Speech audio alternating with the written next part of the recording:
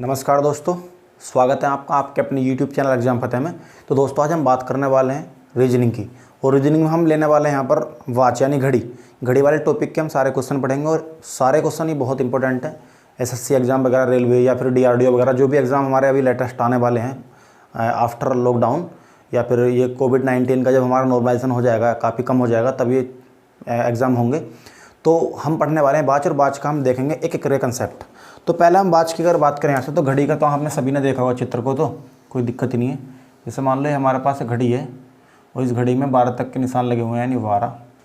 अगर यहाँ बात करें तो 1, यहाँ पर 2, यहाँ जस्ट 3, यहाँ पर 4, और यहाँ पर ये 5, और थोड़ा सा आगे लेते हैं, कोई नहीं, तो ये यहाँ पर हो जाएगा 5, और जस्ट ये हो जाएगा 6, यहाँ हो जाएगा 7, ये हो जाएगा हमारा नेक्स्ट 8, और यहाँ पर जस्ट हम ले लेंगे 9, ये हो जाएगा 10, और यहाँ पर हो जाएगा 11।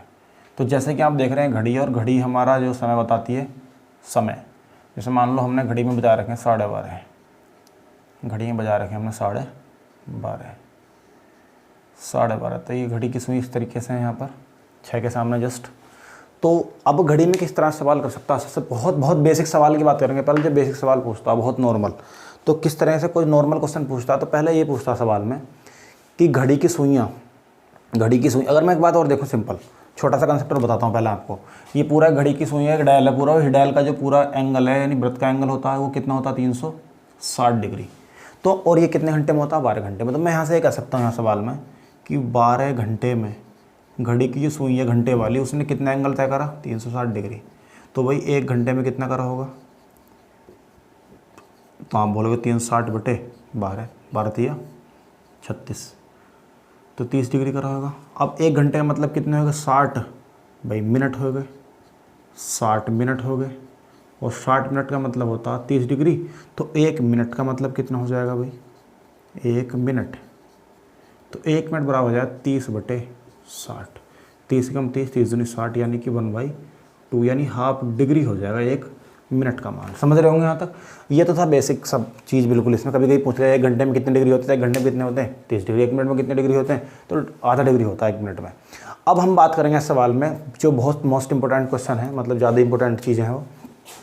तो पहली चीज़ अगर हम बात करें यहाँ से, तो वो सवाल में कहता है कि घड़ी की सुई 1 घंटे में 1 बार, 2 घंटे में 2 बार, तो इसी प्रकार 12 घंटे में या फिर बोल दो 24 घंटे में कितनी बार संपाति होंगी। संपाति का मतलब होता है, जैसे मान लो ये दोनों घड़ी की सुइयाँ हैं, 1 मिनट की है, 1 सेकंड 1 घंटे की है। मान लो 1 मिनट की ये वाली, और ये वाली घंटे की है, ये वाली सॉरी घंटे की है, और ये वाली मिनट की है। तो ये दोनों सुइयाँ इस तरह से कब होंगी, एक साथ ही हों। संपाति का मतलब एक दूसरे के ऊपर जस्ट कब होंगी, कितनी बार होंगी, ये कहेगा सवाल में कितनी बार होंगी। तो मैं ये कह सकता हूँ यहाँ पर हर घंटे में सुई 1 बार होती है, हर घंटे में 1 बार, 1 घंटे में 1 बार, 2 घंटे में 2 बार, मतलब 2 घंटे में भी 1 बार होगी, 3 घंटे में 1 बार, 4 घंटे में 1 बार।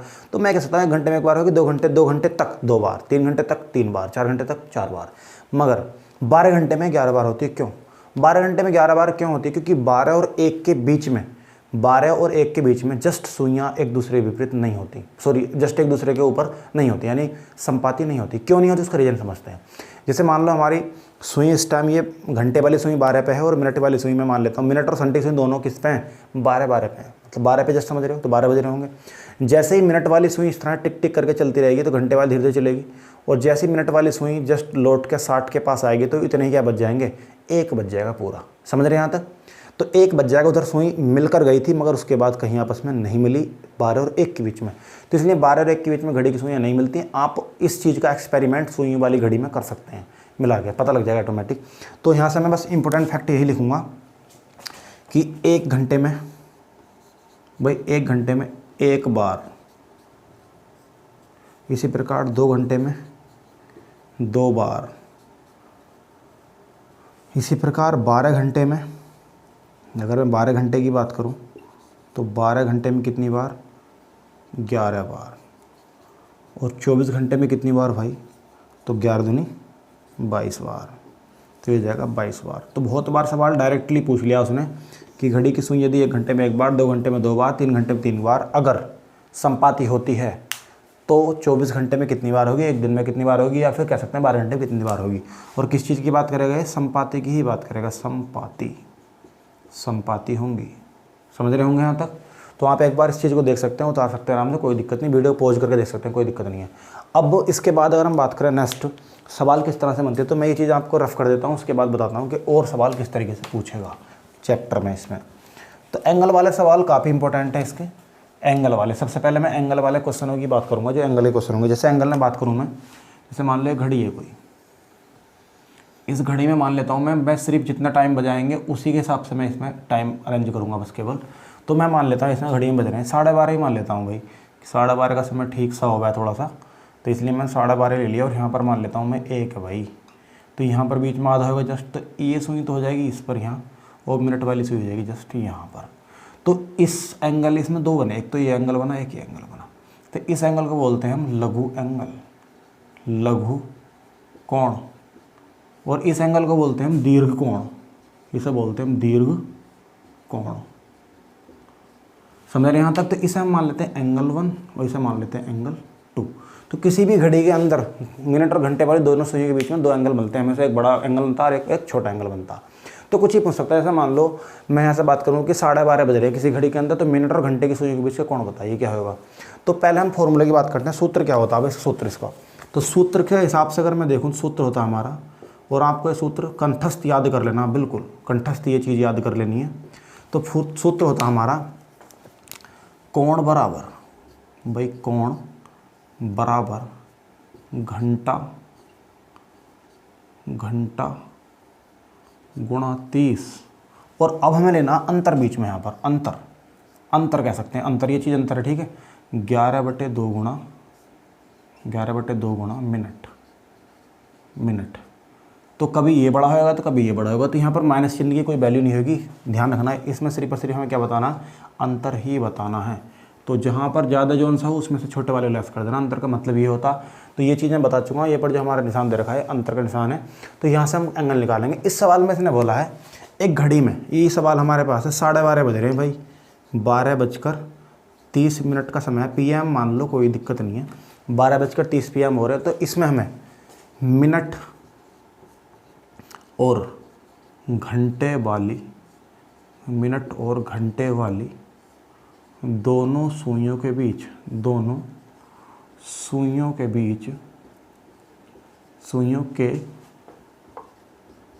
बीच का कोण बताइए, बीच का कोण बताओ।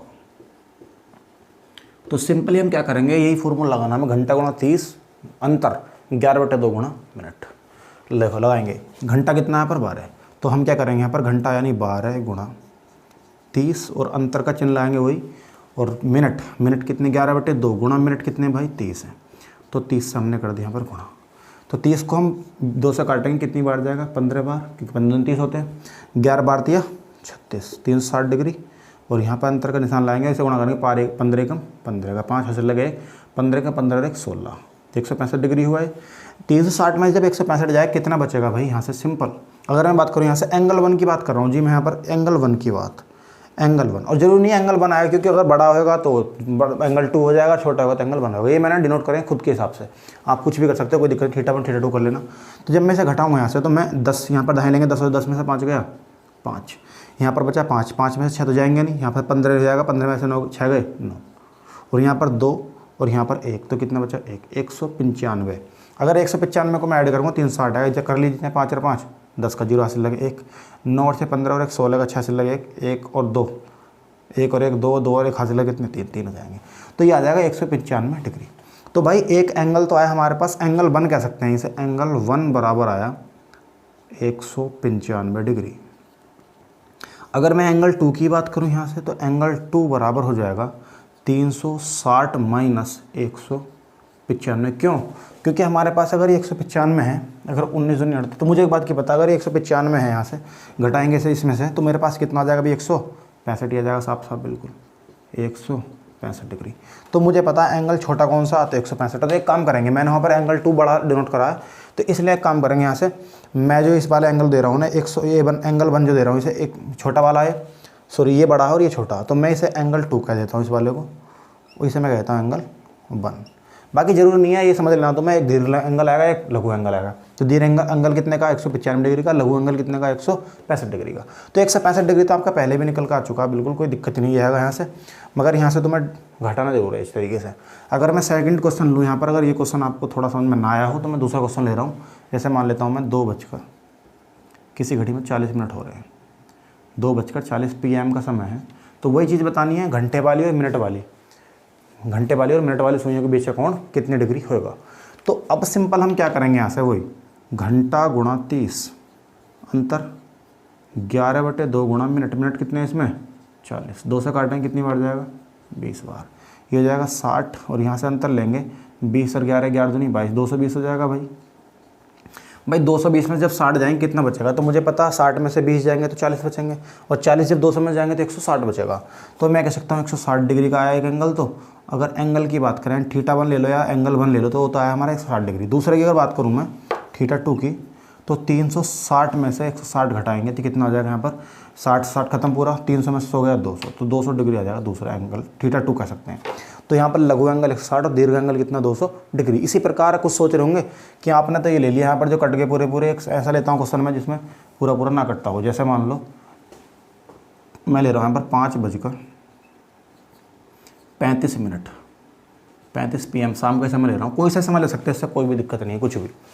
तो यहाँ पर करेंगे घंटा गुणा 30, 5 गुणा 30 अंतर 11/2 गुणा मिनट, मिनट कितने भाई 35 से काट दो, कोई भी दिक्कत नहीं है, फिर इनकी गुणा कर लो पहले फिर बाद में काट लेना, एक ही बात है। 5 से 15 150 डिग्री हो जाएगा ये। तो अंतर 11 पंजे 55, 11 पंजे 55 का 5 हासिल लगे 5, 11 33 और 5 38, 33 और 5 38/2, 2 से डिवाइड करेंगे इसे, अब 2 एकम 2, 1 बचा 18 हो गए, 2 निम 18, इसे काटेंगे 2 दूनी 4 और पॉइंट लाएंगे 2 पंजे 10, 192 डिग्री आया।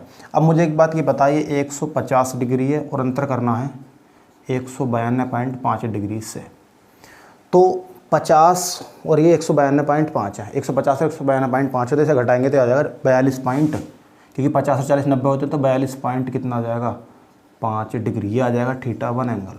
तो ये तो पहला एंगल आया, और मैं दूसरा एंगल निकालने की बात करूँ यहाँ से θ2 की, तो θ2 एंगल आ जाएगा यहाँ से 360 में से 42.5 घटा देंगे, और ये घटाने तरीका पॉइंट के सामने पॉइंट आना चाहिए, बिल्कुल। अब घटाओ, यहाँ से दाएं लेंगे 6 में से 10 हो जाएगा यहाँ पर, ये 10 में से दाएं लेंगे 9 हो जाएगा यहाँ पर, 10 हो जाएगा, 10 में से 5 गया 5, उसी प्रकार 9 में से 2 गया 7, यहाँ पर 5 बचा, 5 में 4 गया 1, और यहाँ पर 2 बचा हमारे पास, तो 2 लिख देंगे, तो 217.5 डिग्री क्या है हमारा θ2।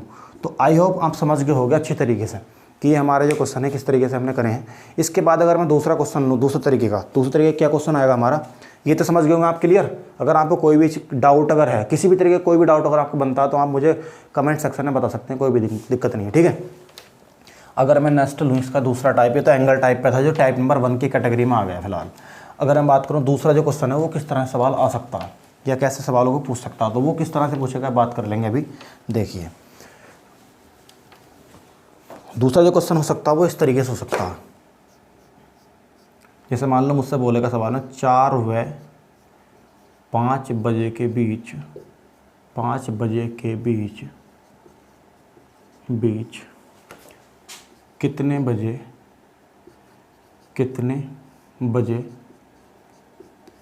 घड़ी की मिनट और घंटे वाली दोनों सुइयां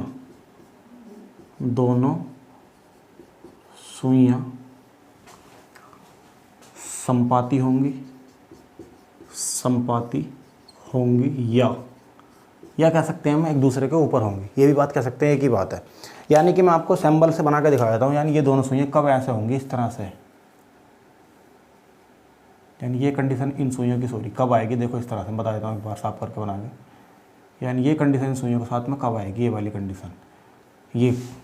तो इसका एक फॉर्मूला होता है, वो फॉर्मूला आप यहाँ से याद कर लेंगे। तो फॉर्मूला बता देता हूँ, फॉर्मूला होता है इसका 60/11